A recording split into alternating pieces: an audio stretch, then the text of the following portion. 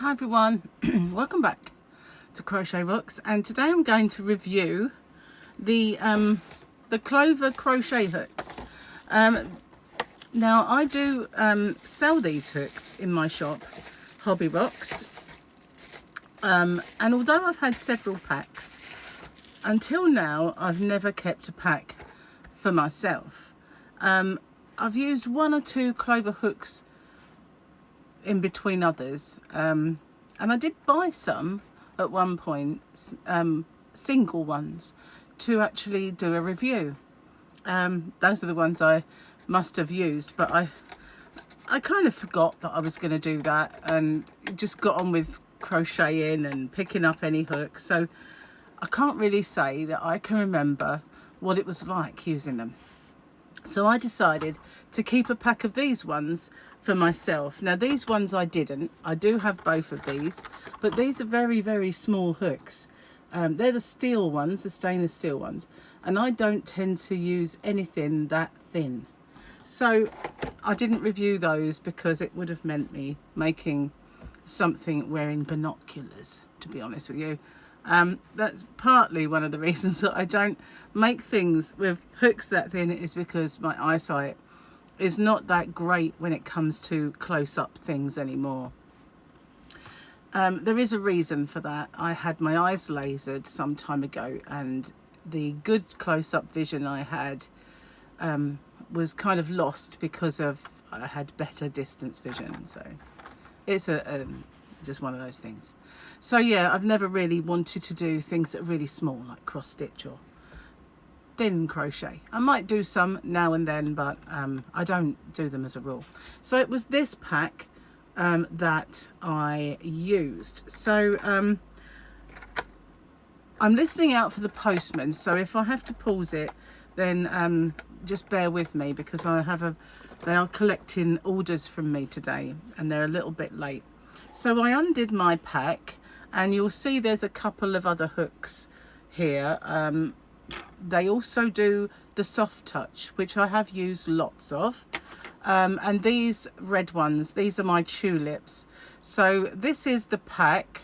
I thought I was missing one, but in fact I still think I am missing one. I think the 4.5 is missing. I've looked through my projects and I found this one, which I just did the swatches for the chunky yarn with.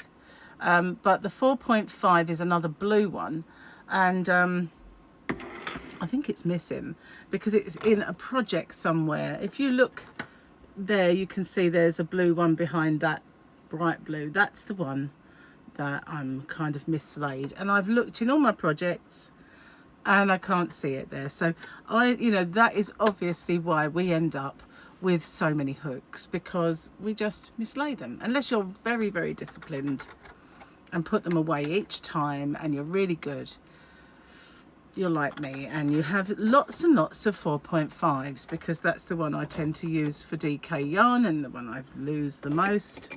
But yeah, so I have a few of these and my soft touch for comparison on this particular video. So I've used about 4 sizes altogether now, the last one being the big fat chunky one.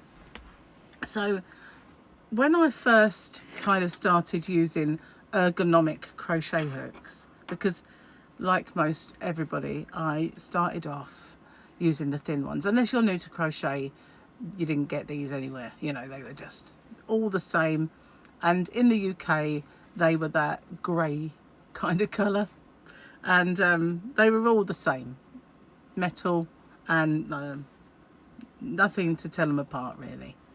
Well, not much.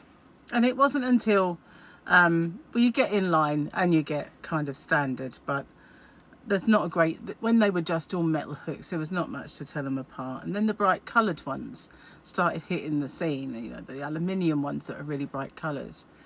And then these babies, these ergonomic ones, which have been around for quite some time now, but in various shapes and sizes and guises.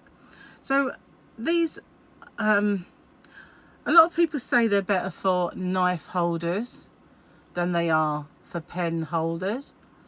to be honest with you. I can't see a problem with the pen hold on any of these, because they do have that nice flat part for those people who do this, and likewise that's where I grip, because I'm a pen holder. So that is true for any of the hooks that I have reviewed. So these are, beyond a doubt, my favourite hooks of all time. I also like the rose in tulip. These are tulip red. I like the gold. They're all tulip etimos, and they are kind of my favourite hooks. Now these I can use. These I like, and I've used them from time to time. One thing that's really good about the Clover Soft Touch is they are well cheap. So if you wanted a decent hook on a budget, that's your baby. But these ones, the Clover Amours, these were, without a doubt, I'd say everybody's go-to favourite hook some time ago. And whenever you read anything or somebody talks on YouTube, they were all saying, I wouldn't be without my amours. I love my Clover Amours. And it kind of washed over my head, because I never really figured that I wanted to spend that kind of money on a set of crochet hooks when I had so many crochet hooks in my collection. And I think, to be honest with you, if it wasn't for the fact that I have my own shop, which is hobbyrocks.co.uk, I wouldn't probably have this set now, because I do have so many crochet hooks. But if you have not found my shop, there's a link in the bottom underneath the video, and a voucher code that's valid from now to the end of December on every order you place, not just one. And I do both of these sets. This one I think is running out. One of them is. So what did I think? Okay, when I first started crocheting with the Clover Amours, I had two thoughts in my head. One, they are a very similar shape, because they've got this nice little flat bit. Now I've seen some of these hooks that rip off the clovers, and they're quite bulky, but these ones are not. They're slim, and they've got that ergonomic shape, and they've got that thumb rest for you guys, which also works as a thumb rest for people that hold it like me. But the one thing I did like, and I have to say was really, really good about these hooks, is that point. See the point? Now, I don't get so much of a point. It's more of a rounded. See that? That's a bigger hook, so it's hard to tell. Let's get one. I think they're all kind of big. But yeah, they're not so pointed. If I showed you like for like would be better, wouldn't it? So let's get a bigger one. There we go. Are you the same size? More or less. So yeah, this one is a bit sharper on the point than this one. Although this one has a point, and you know, not to dwell on the points and the sharpness of them, this burrowed into a tight stitch a little easier than these do. You know, sometimes you've got to burrow in, haven't you? So when you get the chains and you come to the end of your row and you're going into your chain, sometimes it's got a little tight, or you've got a tough stitch. I'm going to sneeze, excuse me a second. Sorry about that.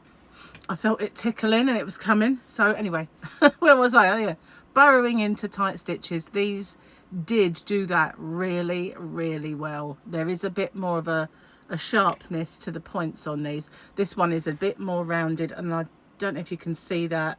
That is a big fat hook, I know, but let's try again. There we go. You can still see it's more rounded than pointy. It's a tad more pointy, and that helps, I have to say. Now they both have that kind of slow, kind of soft gradient underneath the hook. I'll try and get a little bit closer. I'm talking about this part under here. So it's nice and soft, and it slides around the yarn. This one again, very, very soft, not sharp. Sometimes when a yarn is sharp, when a hook is sharp, it will split the yarn. A lot of people love the Susan Bates inline hooks. Sometimes they have a little bit of a sharpness to them, and I find it splits the yarn. I did a review of the Symphonies, those beautiful wooden, gorgeous, colourful, yummy looking hooks. And to me, it was hard for me because I found that sharpness split the yarn. These don't split yarn. These don't split yarn either. But this one is renowned for not splitting the yarn. I guess, you know, there are some yarns that will split no matter what. But the one thing that I didn't like about these, and I have to say, it drove me insane, especially with this one, because this is the last one that I've used. And I was making the swatches for my new yarn, and that's up now on my channel. It's for the Woolcraft Pebble. Lovely, beautiful yarn. But when I was making the hat, when I was doing the hat, the stitch fell out about 8 or 9 times in a very short space of time. And sometimes I blame myself because it's late, I'm tired, and I'm maybe not holding it up as much as I would normally. But there are times when obviously you can't blame yourself. It's just too slippy around that area, and it enables the stitch to just slip off. And that I noticed as well with the smaller size, the one that I can't find, because I was making a mile a minute with that one, and I've checked in the mile a minute bag and it's not there, so it's a bit annoying. But it slipped out rather easily, and that's the only criticism I can find. This one has got that rounded edge to that hook. I don't know what else you would call it, but you can see it's not sharp. It's got a rounded edge. These are a little harder to see because they're like metal, and it doesn't really show it quite as well. Although these tulips are rounded, my stitch does not fall off nearly as often as with these. Now maybe it's because I was fast, but you want to be able to be a bit fast when you're trying to get through a project and you want to hurry up. So that, I guess, was the worst part of these hooks.